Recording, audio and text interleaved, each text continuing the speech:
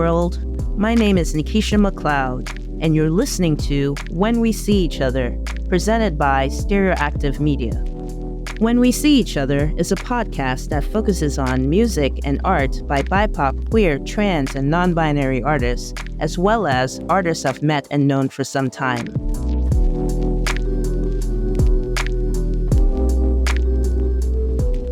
This week, we'll be interviewing Black trans artist Anjimile, whose record, Give or Take Her, comes out September 18th under the label Father-Daughter Records. Here's the single, Maker, from the record.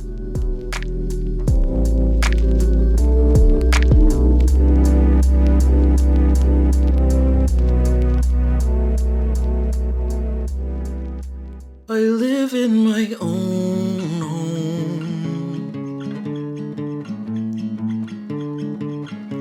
I live in my paper.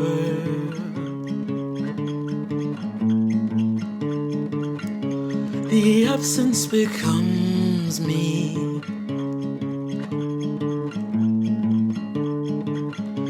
A reticent specter.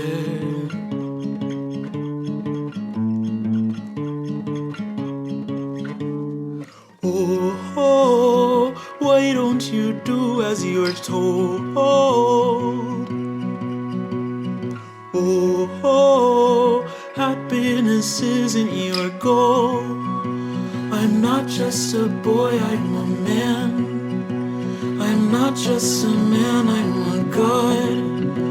I'm not just a god, I'm a maker.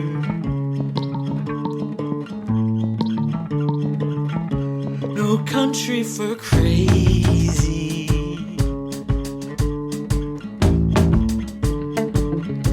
But thank you for asking.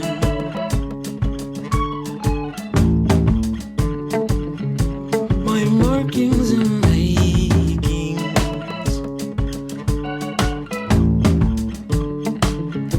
belong in the trash bin.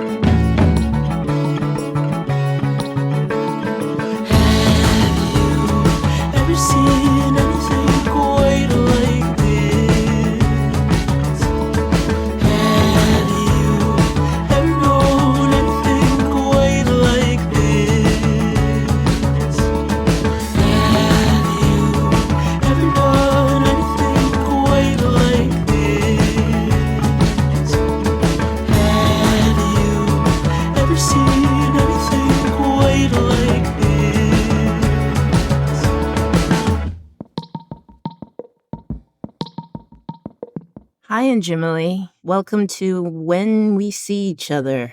Thank you for being here. Yeah, thank you. Thank you for having me. I wanted to first start with a little background, like what inspired you to first start making music? So, I grew up in Texas and I have 3 siblings and I have 2 older sisters. And when I was growing up, they were like both in choir. And I thought that was like the coolest thing ever. So I think it was probably them. And like also my parents used to just play really like dope music around the house when like we all had to do chores on like Saturday mornings. And my dad like secretly has a beautiful singing voice. Oh, So I think it was like, and we used to just like all of my siblings play instruments, and I remember being like little and trying to do like a family band type situation to no avail, but tried. Yeah. so are you the youngest? I am the second youngest. I have one younger brother. So are any of your other family members into music at all? Are they still playing at all? Or are you just the only one? My older sisters, not so much. My little brother is a producer and audio engineer and makes like electro funk type of stuff and raps, which I only like learned about recently, and I was like, oh snap, this slap. That's awesome. That's Yeah, it's pretty awesome. tight. He's a cool kid. So, Maker, I've been obsessing over that song. It's such a beautiful song. I've been playing it every day now, and I'm really obsessed. And what really grabbed me was the lines, "I'm not just a boy, I'm a man. I'm not just a man, I'm a god. I'm not just a god, I'm a maker." I wanted to know, like, what inspired you to write this and what is it related to? Yeah, so that song, let's see, I wrote that song a couple of years ago. I think it was like late 2015. And a lot of times when I write songs, I don't really know what the song is about until after I write it. It kind of like writes itself, and afterwards I'm like, guess you had some feelings about that. So when I wrote that song, I was identifying as non-binary, or rather I was non-binary and like had just learned what like genderqueer was, and I was like, this is great. Like this is me. And I think that like this tune was kind of me expanding or kind of exploring my gender and kind of realizing that trans was also an identity that felt right to me. And when I wrote it, I was like not in a good, like healthy space, like emotionally or mentally. Like I was just not doing well. And I think I wrote it as kind of like a balm, like for me, like something to more or less like make me feel better because I was like truthfully just like feeling like shit mental health wise. And beyond that, I don't really know where that shit came from. Like it's I think it's just another instance of me just feeling like my songs kind of write themselves and I just like am there to translate. But yeah, it resonates with me as well. Yeah. So, because of the line, "I'm not just a man, I'm a god," is it somewhat like of a coming out moment for you to the world? Sorry, there's construction happening outside. No worries. Yeah, absolutely. And it's funny because I like came out in this song before I came out in real life. Like I didn't realize until years later, like last year, that this song related to my like trans masculine identity. And I think at the time I was still like exploring what trans meant and not really thinking too much on it. And I also relate my like gender and my queerness to my sense of spirituality. And so I think there's a part of me that feels like my, I guess, like godliness and makerness supersedes my like, well, now I'm sounding like a hippie, but like It's all good. human, It's all human form, like I'm making quotations with my fingers, like, kind of like the old like thing of like, I'm a spiritual being having a human experience. That saying I think kind of applies to this chorus for me. okay, so it's sort of transcendental. Something like that. Yeah. In terms of what you just said, being related to you coming out and, being trans and expressing that, how does Maker represent the overall album? Will the songs from the album follow the same pattern as Maker? What should we expect, and what are the themes? I think the themes of spirituality and uncovering and exploring and figuring out my own like identity as a human person are two pervasive themes throughout the album. And I think Maker is like a pretty good representation of those themes because they just weave themselves throughout the album. And I think another prevalent theme in the record, give or taker, is like death and rebirth. And I think specifically in that Maker chorus, there's a kind of very sequential death and rebirth from boy to man, and then not that man to God, and then not that either, like God to Maker. And I think kind of redefining oneself, or rather redefining myself, is a prevalent theme in the album as well. So you've seen your past self as ended, like a death has happened, and now you're being rebirthed into something new and someone new, and your experiences are coming out in that way. Yeah. What was the process like recording the album? Can you talk about how long it took and who you worked with? Let's see. It took about 11 months to record the album. So last year I got a grant from an entity called the Boston Foundation, and they have a grant program called the Live Arts Boston Grant. And it's just like federal grants for the arts. And so I got that grant and was able to then like had a budget basically for the first time to record an album. So I worked with my best friend and bandmate, Justine Bowe, and she releases music under the name Photo Comfort. It's like electro pop. Excuse me.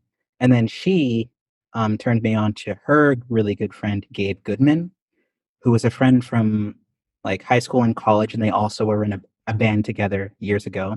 So Gabe Goodman makes solo music, solo like indie, and he he produced his last EP. And Justine showed me his EP. It's called Dismissing the Gardener, and she was like, "Check out this production style. Like, I think this is very interesting, and I think that he could bring something really cool and like basically innovative to your songs." Um, because I all of the songs on Give or Taker were written by me either between 2015 and 2019. So like those the songs existed, and working with Justine and Gabe allowed us to, I guess, give them the best possible like home in a very nice like fully realized sound recording. And I some of the songs on Give or Taker I've recorded in the past. Like there's an acoustic version of Maker as well, and I like that. I like that version, and I also think that working with Gabe and Justine on these songs kind of brought them to a different level of musicality and energy that I really, really, really fuck with. So yeah, we met up for one weekend every month for like 11 months because we all have got jobs, and we would just get together and record. And it was honestly awesome. It was the best recording experience I've ever had. And I'm kind of like, I can get like shy and anxious when it comes to recording because I'm like, oh God, this is the recording that will go down in history as the recording of this song. Like, oh shit. And like working with them, it was a very relaxing and supportive experience. And so I didn't like feel all this undue pressure on myself. And that was really, really healing. It was great. I loved it. With that said, you talking about recording, I know that we're experiencing a pandemic right now, and most of the venues are closed, and people are not playing out as much as they would like. But in the past, would you say that you preferred recording versus playing out live, or is it the same feeling of anxiety? I think up until the recording of Give or Taker, the album, I would have said I preferred live, just performing live because it's I feel like I have more experience and comfort with it. But the way we recorded Give or Taker is that I did my takes live, so I recorded guitar and vocals, and then Gabe and Justine added like drums and bass and whatever on top of that. And so I think in the past, my like recordings and EPs, I've always recorded vocals and guitar separately because I just thought that's what you're supposed to do. But I've come to realize that like recording them together captures the emotionality and like authenticity of live performance, and that's where I feel most comfortable. So I get live, and any recordings that can get into the heart of live is what I'm into. And since you brought up previous albums, how is the Giver Taker album different from your previous works? I think the biggest difference is just maturity in every sense of the word. Like I released my first EP in like 2011. I was like, well, how old was I? Like 20 something, maybe 19. I'm like 27 now. I'm just like an old ass man. And a lot of things have happened in the last 7 years. And I've learned a lot about myself and about musicianship. And I think that comes through, and I have a stronger sense of self and a stronger sense of humility, honestly. And also, like, literally my voice is just much deeper than it was like 5 years ago, because I've been taking testosterone now for like 2 years or so. So my singing style is also different. So yeah, it's just a I guess it feels like a more mature thing than my past work. And what is behind naming the album Giver Taker? Yeah. So firstly, I'm a Gemini, but that is a real Important, very important.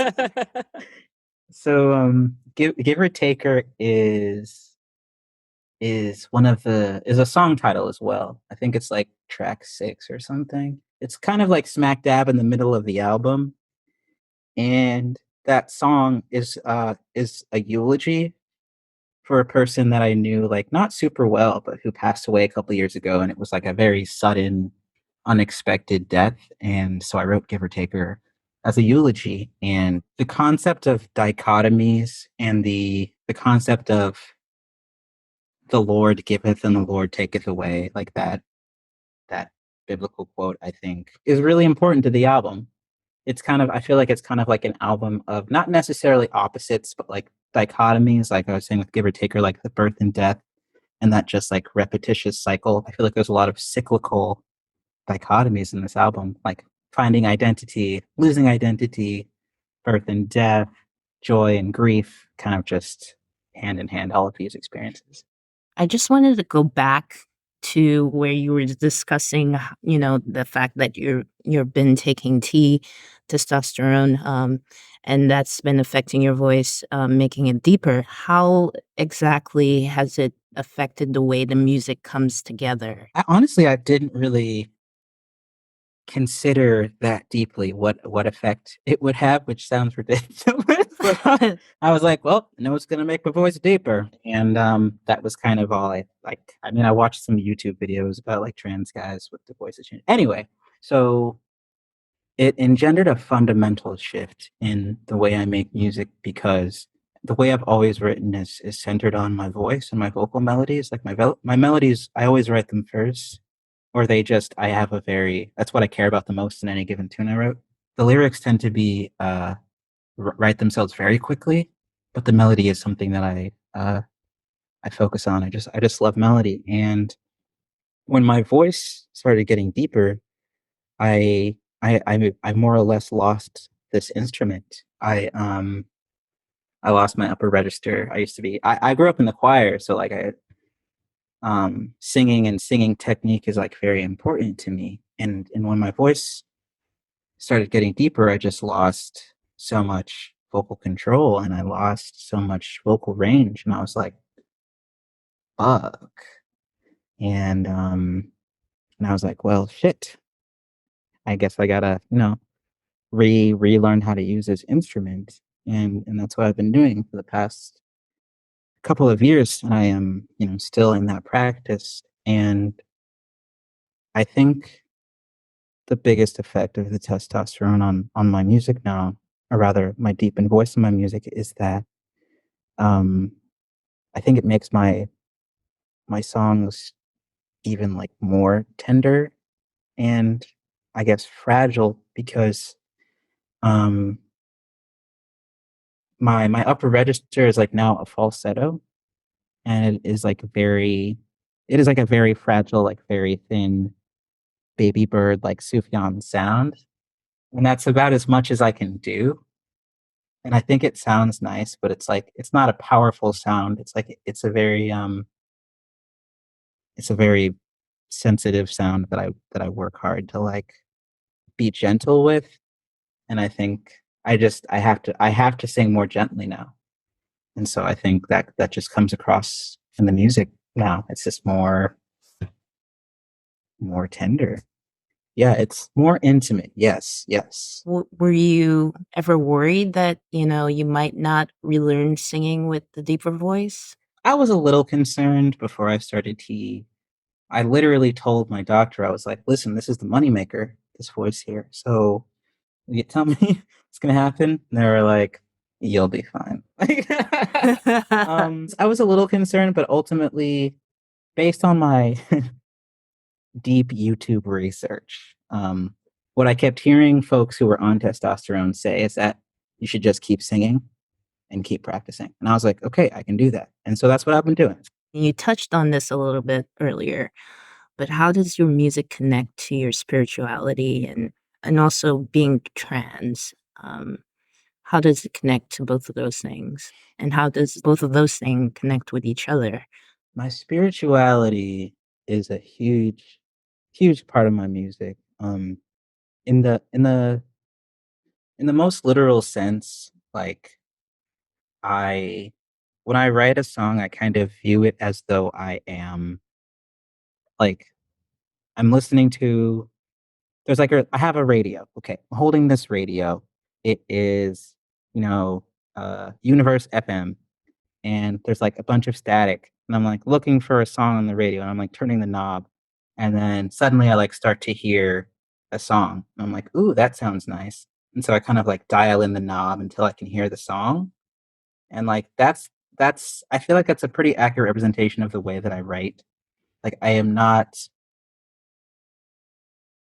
I feel like even saying I write is not necessarily an overstatement, but not necessarily accurate, because my creative space, the creative space that I enter to write is wow, what a fucking hippie this is gonna sound like. It's all good. It's universally collaborative. Wow. I every time I do an interview, I'm just like realize how much of a fucking hippie I am.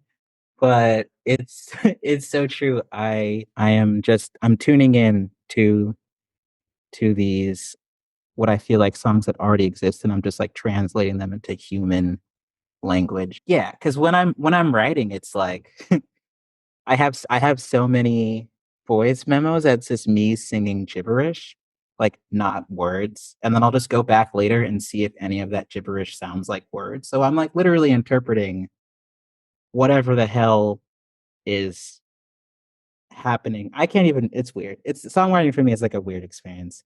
So I would describe songwriting for me as a spiritual experience, whatever the hell goes on with that. And for that reason, I think that intimacy translates in the songs themselves. And in terms of my trans identity, I fully believe that like you know the homogeneity of the white indie landscape is is a function of its own whiteness, and I think that different perspective people with different perspectives are just going to make more interesting shit, and perhaps not even more interesting, but just like it's going to be different. Like I'm not a white guy, so I'm just not going to do that. And my ancestors aren't cursed, so I'm not going to so I'm not going to write some accursed shit. I don't know, like um so I mean, I like my music. I think it's interesting, and I think part of the reason it's interesting is because I'm black and because I'm queer and because I'm trans and because I have these perspectives that cis white whatever folks don't have. And so because the indie landscape is populated with cis white folks, it's kind of this like cis white perspective that unwittingly sounds the same. And people are like, wow, your music sounds so different. Like, well, yeah, I'm like, I am different. Exactly. And you're bringing something different to the table. Yeah, I see things, I guess, differently. I mean, it doesn't feel different to me. People tell me that it is different. So I'm like, all right, word. So I think that my intersectional identities kind of just make my musical perspective inherently unique. Just to go back on the spirituality aspect, where does it come from, your spirituality? Is it from family? Is it from elsewhere? Is it just something personal for you? Yeah, I think that it's influenced by my family, and then in the past couple of years, it's kind of become something else. Like my parents are very Christian, very religious, and I am not. But I think the best parts of their religion I can get down with, the concept of like love. I'm like, yeah, all right, yeah, I'm a hippie, like that's cool. And then so I got sober in 2016, and I think my journey into sobriety and recovery has, to my surprise, also come with a like very vibrant spiritual life. And so I would describe it as maybe like Buddhism adjacent, very colors of the wind, painting with all the colors of the wind type of shit. Um, just sort of I believe in like the inherent goodness of the universe, and I feel like that belief in and of itself is a privilege. And I'm into hippie shit, but I don't like when hippies are like telling people, like I like Eckhart Tolle. He's like, oh, if you just like think happy thought, I don't know. Just like I was raised in the upper middle class, and I have a lot. I have a lot of privileges that have like allowed me to feel like I am being taken care of, and like I have a loving family, and like I have all of these things. And so my spirituality, I feel whatever, the love of the universe. That's not something that all folks do or should feel. But yeah, that's my deal. So you touched on a little bit the indie music industry, and I just wanted to like know what has it been like being trans and in the music industry? Can you talk about your experience so far? I can't speak to it too much since I'm just like I just signed to Father Daughter Records in November. So this upcoming album is my first foray into the national indie landscape. On a local level, I can say that I feel simultaneously supported and tokenized in any given interaction with any given entity that is paying me, and that's kind of tough and uncomfortable. But that's the way that I feel about that. Who are your major influences, both music wise and non music wise? Non-music wise, there's like this psalm, the one that's like, "The Lord is my shepherd; I shall not want." That psalm, it's my dad's favorite. I feel deeply creatively influenced by that, and I was made to memorize it like 10 years ago, and so now it's kind of just ingrained. And then musically, I love Sufjan Stevens. I love Iron and Wine. I love Moses Sumney. Lauren Hill, huge, huge fucking fan. Radiohead. I love Radiohead. Bob Marley. Love his singing voice. Are there any trans, queer, non binary, or black artists you want to recommend? Yeah. Boston has some very sick ass queer, black, and or non-binary folks in the hip hop scene specifically. My personal favorites. And disclaimer: this person is one of my best friends. Their name is Billy Dean Thomas. They are a Boston transplant from Harlem. Been in Boston for maybe like 4 or 5 years, and they are a non-binary hip hop artist. I played guitar in their band for a bit when the world was not on lockdown, and yeah, they're fucking dope, and they just have such a swaggerly and interesting perspective and such an interesting sense of musicality in terms of the type of beats they like and the type of like it's just yeah, they're really fucking interesting. So I love Billy Dean Thomas, the music of Billy Dean Thomas. And then I think my other top recommendation is gonna be Oompa. Who? Sorry. Her name is Oompa, just like Oompa Loompa. She's a queer hip hop artist in Boston and has the best band in Boston. Just super tight live band, really fucking good lyrics, and just a really fucking smooth cadence, and some two beautifully produced records. She also got the lab grant last year and came out with an album called Cleo. That's gorgeous, in my opinion. I highly recommend Cleo. We actually have a tune together on that album. Disclaimer. Yeah, I think those are my two faves. Two faves. Okay. How would you say your sound differs from other genre-related artists and bands? I don't know. I'm still trying to figure that out. I make folk and also indie music. I think I have an eclectic range of influences. Just because I really do like a lot of different kinds of music. And I think I kind of just end up pulling melodies from a bunch of different genres and then kind of like couching that in the framework of an acoustic or electric guitar and like my like tender, soft voice.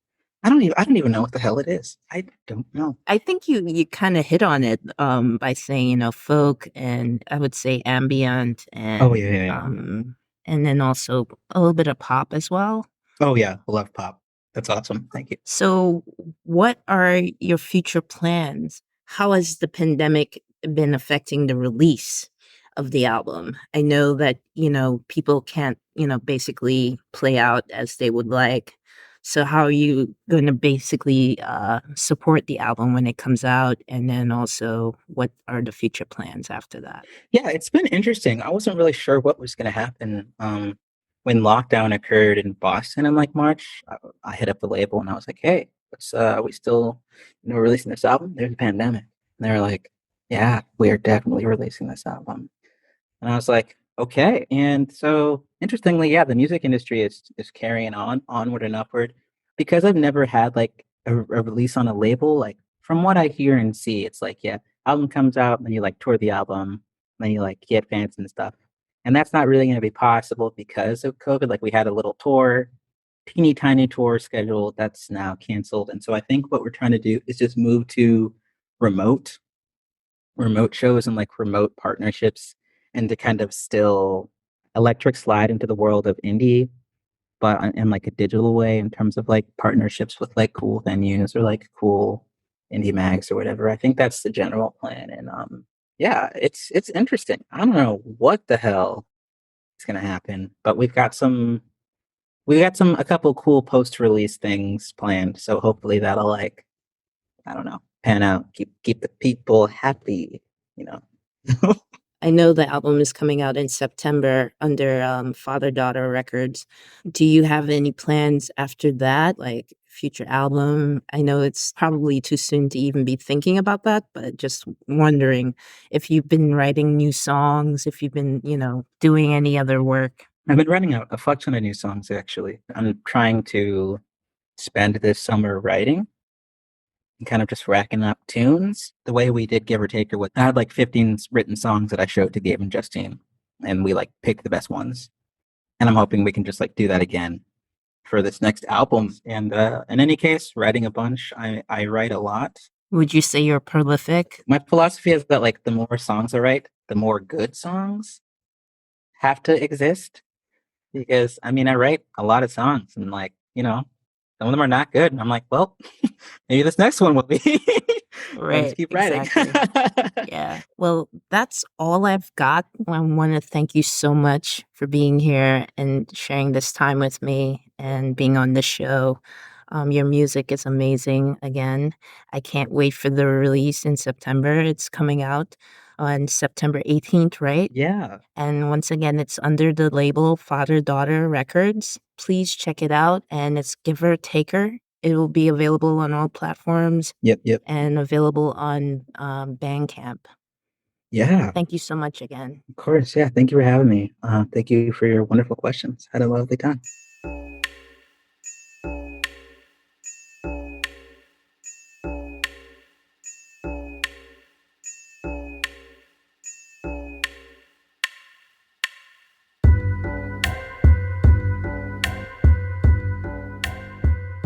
Thanks for listening to When We See Each Other.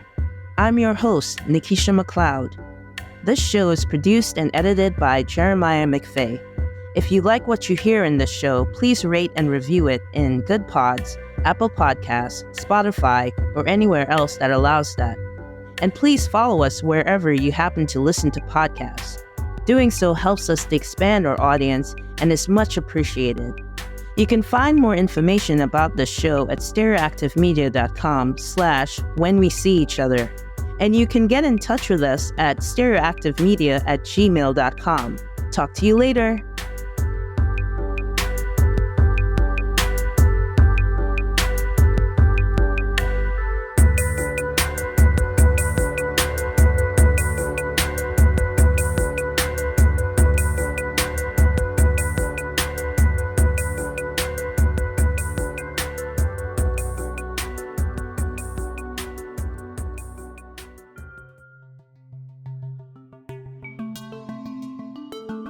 This podcast is produced by Stereoactive Media.